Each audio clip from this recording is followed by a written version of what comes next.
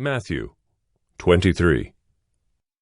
Then Jesus said to the crowds and to his disciples, The scribes and the Pharisees sit on Moses' seat. So practice and observe whatever they tell you, but not what they do. For they preach, but do not practice. They tie up heavy burdens, hard to bear, and lay them on people's shoulders, but they themselves are not willing to move them with their finger.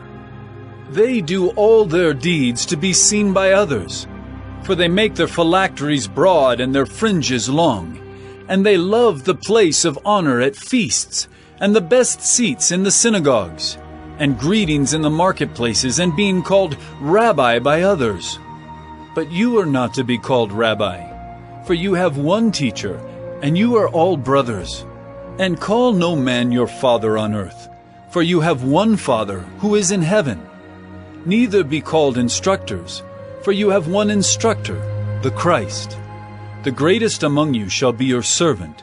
Whoever exalts himself will be humbled, and whoever humbles himself will be exalted. But woe to you, scribes and Pharisees, hypocrites!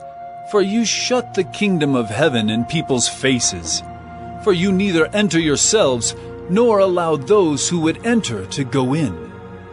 Woe to you, scribes and Pharisees, hypocrites!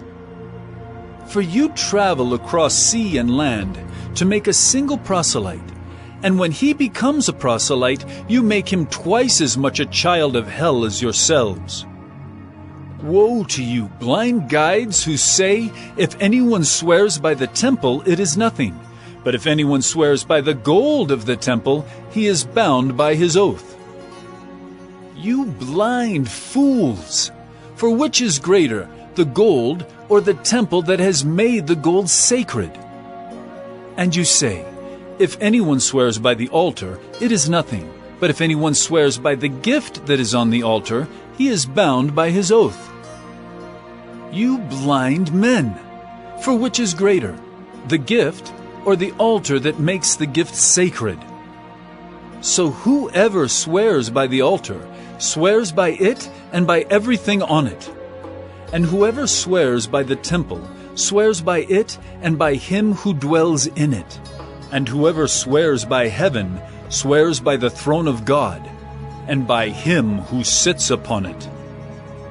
Woe to you, scribes and Pharisees, hypocrites! For you tithe mint and dill and cumin, and have neglected the weightier matters of the law, justice and mercy and faithfulness. These you ought to have done, without neglecting the others. You blind guides, straining out a gnat and swallowing a camel? Woe to you, scribes and Pharisees, hypocrites! For you clean the outside of the cup and the plate, but inside they are full of greed and self-indulgence. You blind Pharisee! First clean the inside of the cup and the plate, that the outside also may be clean. Woe to you, scribes and Pharisees, hypocrites! For you are like whitewashed tombs, which outwardly appear beautiful, but within are full of dead people's bones and all uncleanness. So you also outwardly appear righteous to others, but within you are full of hypocrisy and lawlessness. Woe to you, scribes and Pharisees, hypocrites!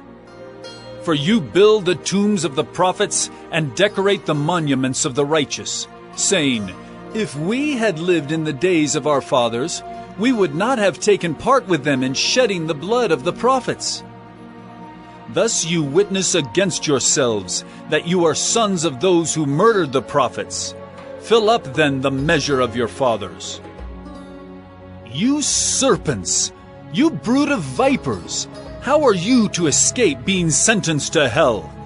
Therefore I send you prophets and wise men and scribes, some of whom you will kill and crucify, and some you will flog in your synagogues and persecute from town to town, so that on you may come all the righteous blood shed on earth, from the blood of innocent Abel to the blood of Zechariah the son of Berechiah, whom you murdered between the sanctuary and the altar.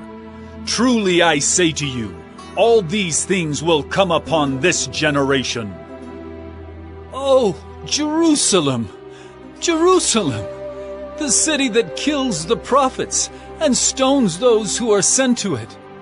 How often would I have gathered your children together, as a hen gathers her brood under her wings, and you would not.